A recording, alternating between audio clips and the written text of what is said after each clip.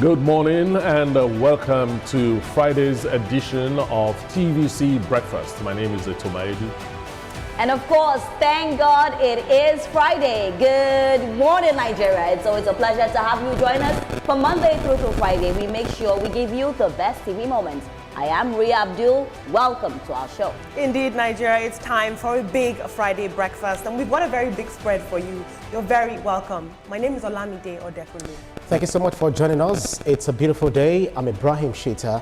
Many thanks for joining us again. Good morning, guys. Good morning. A very beautiful day, I'll say. Is it just me, or was it tough to get to this Friday? Well, Friday, but these holiday seasons are so and the traffic has started already. I don't know if you guys have noticed. They've come back, the IJGBs. And I think batch B are around now. Batch B of IJGB, they just landed.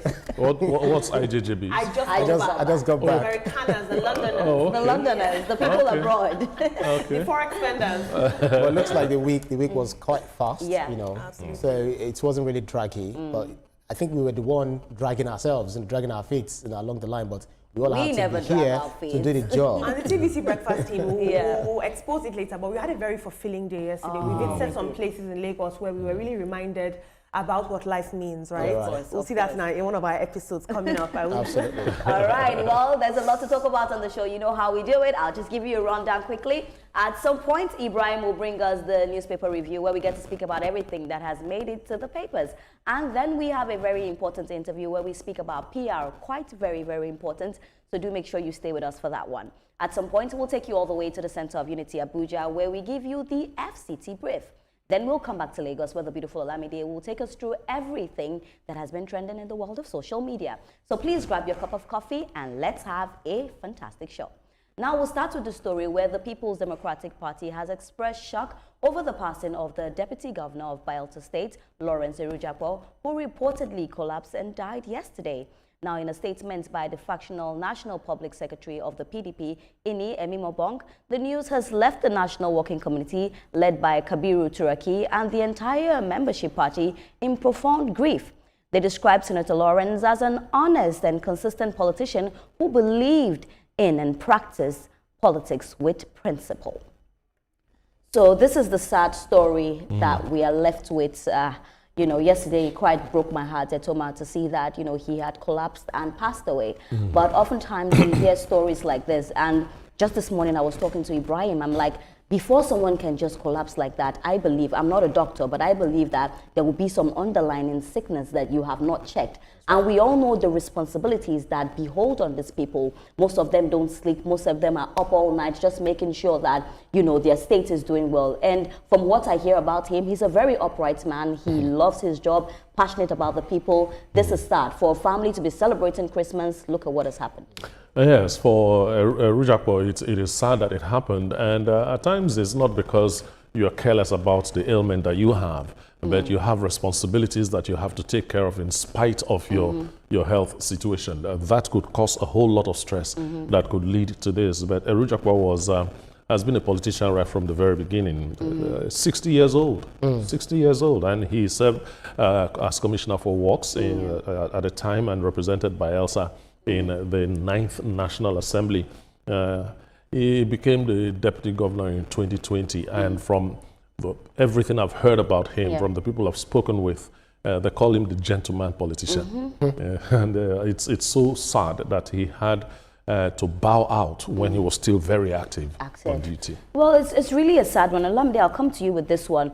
This is not the first time we're hearing stories like this. Oftentimes you hear, or maybe people have fainted, they slumped, but they didn't die. You know, I'll take you away from Nigeria. Joe Biden once had this kind of situation where he saw, you know, where we saw that he fainted, but of course he regained consciousness and he's alive. We bless God for that. You know, in Nigeria, we've also seen big people that have passed away in office. Talk about Ewhrudjakpo, you know, he passed away in office. Talk about Sani Abacha, like a couple of people like that.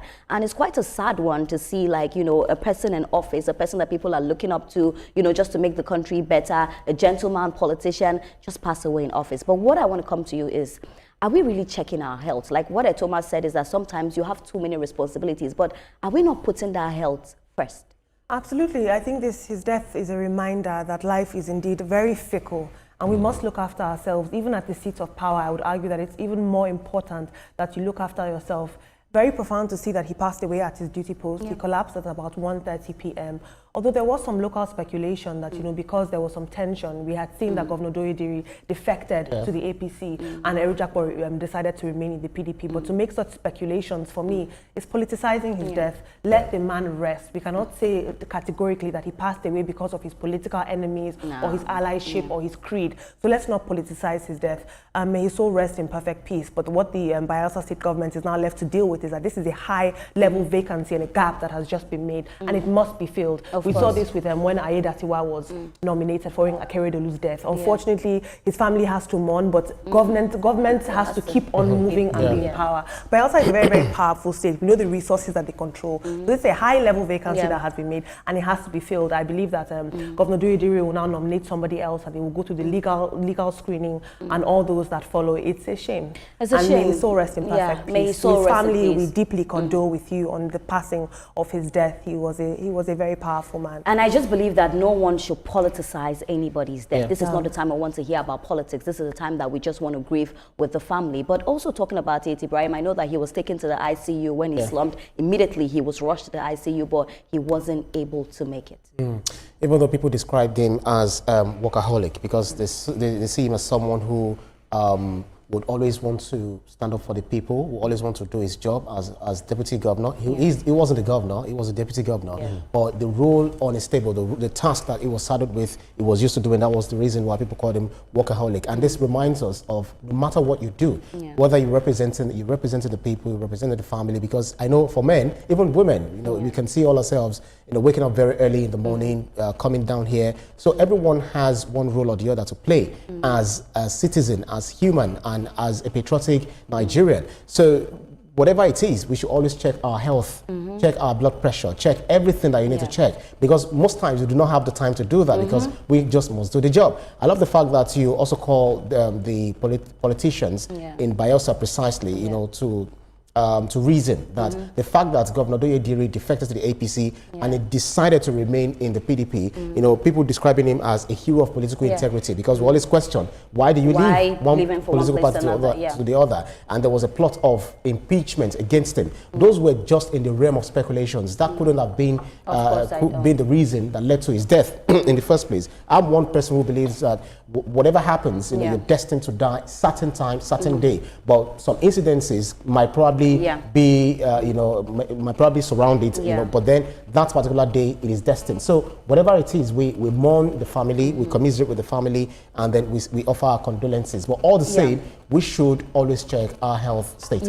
In an era where we always speak about deputy governors not doing so well, oftentimes we just say they're figureheads. This is a man that we can see that he loved his people. He was very, very passionate about the people of Bayelsa. We also know what Bayelsa holds. The fact that he didn't move from one party to another also made people have some kind of trust in him that, you're a respectable man, you're following principles, you are a loyal man. So I just pray that at the end of the day, we get someone to fill that, vacant space, because we know how powerful Bayelsa is, and that's a very big space, that is now going to be empty. I just hope the right person gets to it. But yes, I pray that, the family will have the fortitude to bear such a great loss.